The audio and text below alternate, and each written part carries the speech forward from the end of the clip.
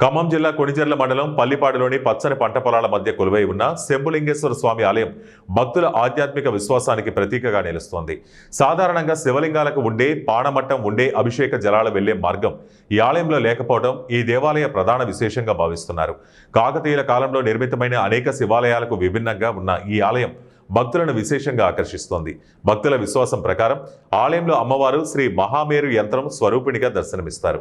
ఆలయ పరిసరాలు ప్రకృతి సోయగాలతో నిండి ఉండడంతో పాటు ఆధ్యాత్మిక ప్రశాంతతను ప్రసరిస్తాయి. గ్రామస్తులంతా ఈ దేవాలయాన్ని తమ ఊరి రక్షక దేవతగా భావించి ప్రతి పండుగ సందర్భంగా ప్రత్యేక పూజలు నిర్వర్తిస్తున్నారు. 2021లో కాశీ నుండి వచ్చిన నాగసాధువులు ఈ ఆలయ ప్రత్యేకత గుర్తించారు.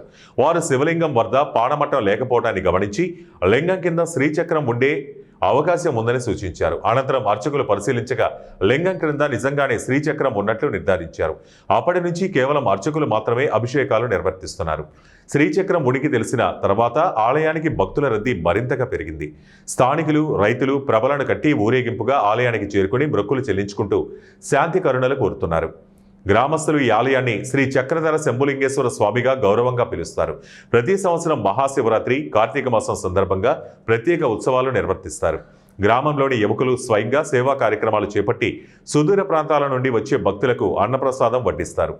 పల్లిపాడుల భక్తుల విశ్వాసం ప్రకారం శివలింగం కింద ఉన్న శ్రీచక్రం ఆధ్యాత్మిక శక్తికి మూలం. ఇక్కడ చేసే అభిషేకం, జపం, ధ్యానం 100 రెట్లు ఫలిస్తుందని చెబుతున్నారు.